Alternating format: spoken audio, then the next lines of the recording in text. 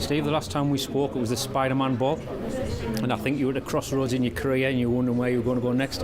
It turns out it was Sunderland. How did that come about? I just got a phone call. Sam Allardyce rang me. I'd seen him on my Premier League delegate duty, and he mentioned, that he might be losing one of his goalies, but I thought it was just in passing, a friendly comment. And then when he rang me, asked me to go in to have a chat. Obviously, it was quite a big decision, but I'd been out of football for 6 or 7 months. It's on my doorstep. It's a big football club, and I really enjoyed it. Now you're back at Newcastle, where you'd probably say you belong. What is it you're doing now? I'm coaching the under 12s to under 16 goalkeepers in the academy, and when I was told about the job being advertised, it's the first time I've ever had to formally apply for a job, which was interesting. In the real world now, moving on from a playing career, and had the interview process and everything. And when I found out I'd got the job, I just couldn't wait to get my kit, to be honest. I just wanted to put the kit back on and have the Newcastle strip back on, which I'd worn proudly for 20 years as well. And I've been doing it a couple of weeks now, and I'm really enjoying it. Yeah, it's nice to be back. Obviously, you've touched on you having an interview. There'll be nobody outside of football that'll be aware of what footballers have to do to get jobs. Do you want to explain exactly what happened in this interview process? Because to be honest, I'd have thought you just got the job. No, you can't do that. No, well, I saw the advert. I had to print the forms off, fill them in, get references, submit the forms, and then you wait to hear, obviously, the application date.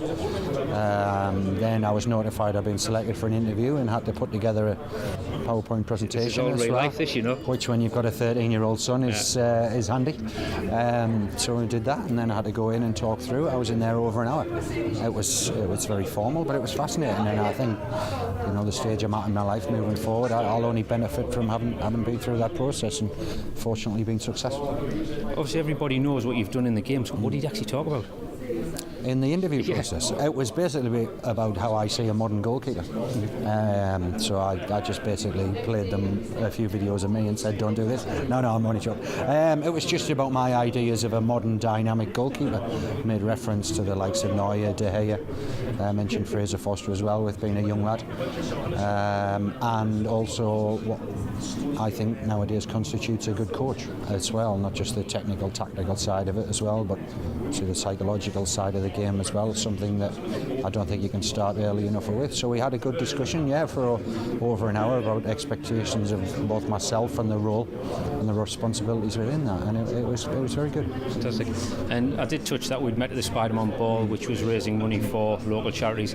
Obviously, we're here tonight, Bobby Robson Foundation, which they've now raised £10 million. Yeah, just this morning the press release went out. I mean, not long ago I remember tweeting about the fact that they raised £7 million as well. And the thing about it is we're so fortunate to have this pioneering world-class facility on our doorstep, and people travel from all over Europe, not just the local areas. Obviously people throughout the northeast, but Scotland come down, and to hear the work they're doing with regards to treating children's cancer now as well is massive. Having 3 kids myself, sadly cancer touches too many lives as well. So to have such a wonderful facility on our doorstep, we're very fortunate. But people need to keep backing the wonderful work that the foundation is doing, and hopefully they'll continue to do that.